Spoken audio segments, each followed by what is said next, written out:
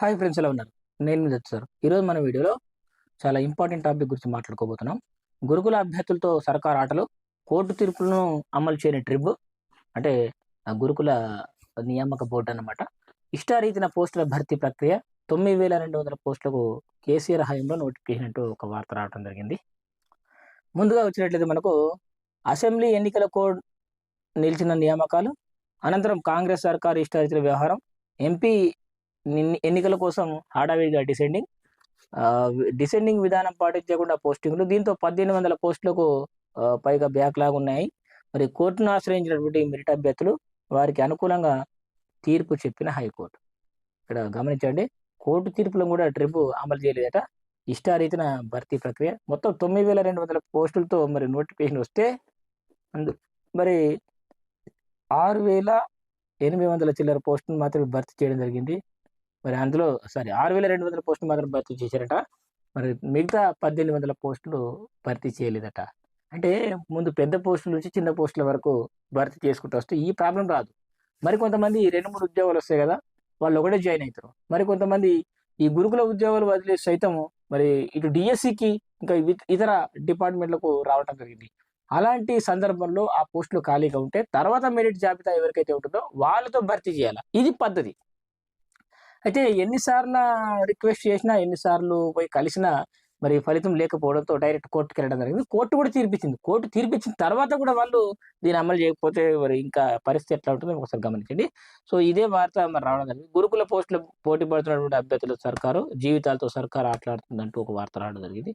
So ఏది ఏమైనా మొత్తం నోటిఫికేషన్ 9,210 పోస్టులు ఉంటే అందులో 1,800 పోస్టులు మళ్ళీ బ్యాక్లాగ్ రూపంలో మిగిలిపోయాయి. దీంతో సర్కార్ తీరును మరి రిక్రూట్మెంట్ బోర్డు ట్రిబ్ నిబంధనలకు అనుగుణంగా నిబంధనలకు విరుద్ధంగా అనుసరించినటువంటి విధానాలు పలువురు గురుకుల అభ్యర్థులు మరి హైకోర్టులో సవాల్ చేయడం జరిగింది. ధర్మాసనం కూడా వీళ్ళకి అనుకూలంగానే కోర్టు తీర్పు ఇవ్వడం జరిగింది. 1,800 పైగా పోస్టులు పైగా బ్యాక్లాగ్లు అంటూ వార్త వచ్చింది. సో ఇట్లా అన్ని రకాల ఎస్సీ, ఎస్టీ, మైనార్టీ, బీసీ గురుకులలో డిఎల్గా, జేఎల్గా, పీజీటీగా, టీజీటీగా మరి ఎగ్జామ్స్ రాశారు. అందులో ఒక్కొక్కరికి 2-3 పోస్టులు వచ్చిన సందర్భాలు కూడా ఉన్నాయి. సో ఏది ఏమైనా 8,708 పోస్టులకు మరి ఒక 1:2 నిష్పత్తిలో ఎంపిక చేసింది. కొన్ని కేటగిరీలో అర్హులు లేరంటూ 9,210 పోస్టుల్లో మరి 404 పోస్టులను భర్తీ చేయలేదు అసలు. ఆ తర్వాత డిఎస్సి కానీ, జూనియర్ అసిస్టెంట్ కానీ, ఇటు జేఎల్ కానీ ఈ పోస్టులను భర్తీ చేయడంతో మరిన్ని ఖాళీలు ఏర్పడ్డాయి. మొత్తంగా 1,800 పైగా మరి ఖాళీలు అయితే ఏర్పడ్డాయి. మరొకసారి ఇంతకుముందు ఇచ్చిన తీర్పు కాకుండా మరొకసారి కోర్టు తీర్పు ఇవ్వడం జరిగింది. నిన్న కాక మొన్న నేను ఒక వీడియో కూడా చేయడం జరిగింది. సో ఏది ఏమైనా 1,800 పోస్టులు ఖాళీగా ఉన్నాయని మనకు ఒక లెక్కలైతే తెలుస్తున్నాయి. సో డౌన్ మెరిట్ లిస్ట్ ఇస్తే తదుపరి అభ్యర్థులకు కాస్త ఆశాజనకంగా ఉండే అవకాశం అయితే ఉంది. సో ఇట్లా మరి ప్రభుత్వం తీసుకున్న నిర్ణయాల పట్ల నిరుద్యోగులు గుర్రుగా ఉన్నారు. మరి ఈ అభ్యర్థులు కనుక ఒకవేళ వీళ్ళకు నోటిఫికేషన్ ప్రకారం ఉద్యోగాలు ఇచ్చినట్లయితే మరి వాళ్ళకు కూడా చాలా బాగుంటుంది. వాళ్ళ కుటుంబాలు వెలుగును నింపినట్లు అవుతుంది.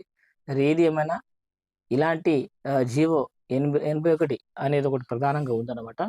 సో ఏది ఏమైనా ఇలాంటి పోస్టులన్నిటినీ మరి ప్రభుత్వం భర్తీ చేసి ఇలాంటి తప్పిదాలు మరోసారి జరగకుండా తగు చర్యలు తీసుకోవాలని మరి నిరుద్యోగులు కోరుతున్నారు. సో ఇలాంటి అప్డేట్స్ కోసం డెఫినెట్గా మన ఛానల్ని సబ్స్క్రైబ్ చేసుకోండి. Thanks for watching.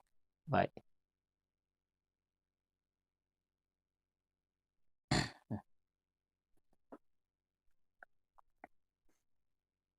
Hi friends, ఎలా ఉన్నారు? నేను మీ దత్ సార్. ఈరోజు మన వీడియోలో చాలా ఇంపార్టెంట్ టాపిక్ గురించి మాట్లాడుకోబోతున్నాం. గురుకుల అభ్యర్థులతో సర్కార్ ఆటలు, కోర్టు తీర్పులను అమలు చేయని ట్రిబ్ అంటే గురుకుల నియామక బోర్డు అన్నమాట. ఇష్టారీతిన పోస్టుల భర్తీ ప్రక్రియ 9,200 పోస్టులకు కేసీఆర్ హయాంలో నోటిఫికేషన్ అంటూ ఒక వార్త రావడం జరిగింది.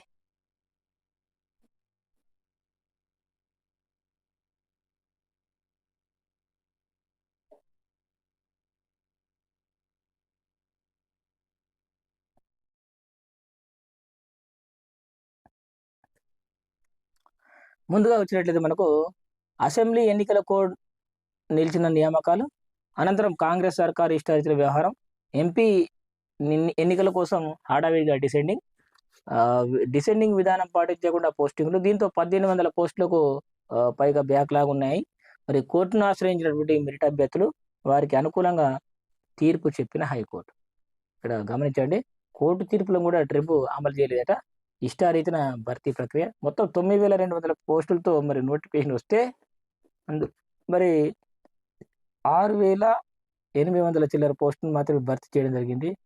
మరి అందులో 6,200 పోస్టులు మాత్రం భర్తీ చేశారట. మరి మిగతా 1,800 పోస్టులు భర్తీ చేయలేదట.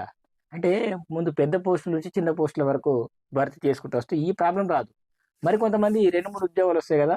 వాళ్ళు ఒకటే జాయిన్ అవుతారు. మరి కొంతమంది ఈ గురుకుల ఉద్యోగాలు వదిలేసి సైతం మరి ఇటు డిఎస్సికి ఇంకా ఇతర డిపార్ట్మెంట్లకు రావడం జరిగింది.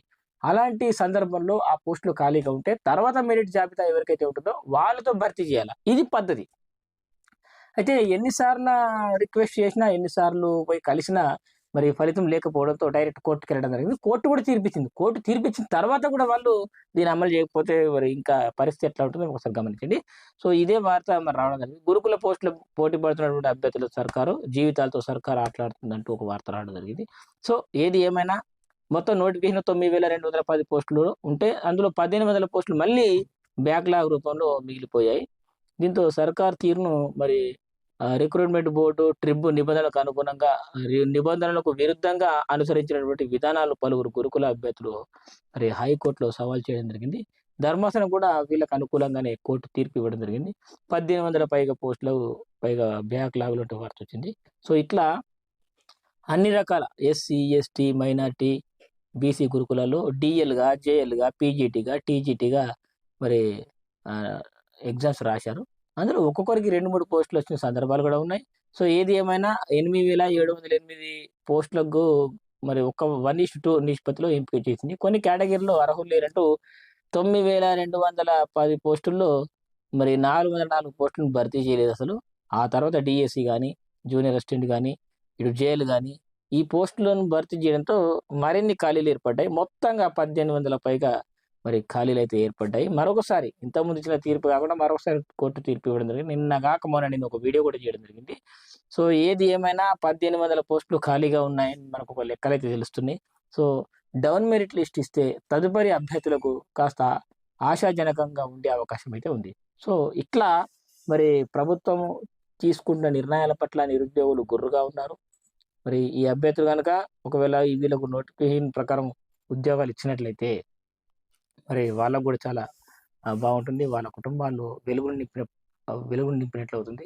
మరి ఏది ఏమైనా ఇలాంటి జీవో 81 అనేది ఒకటి ప్రధానంగా ఉందన్నమాట.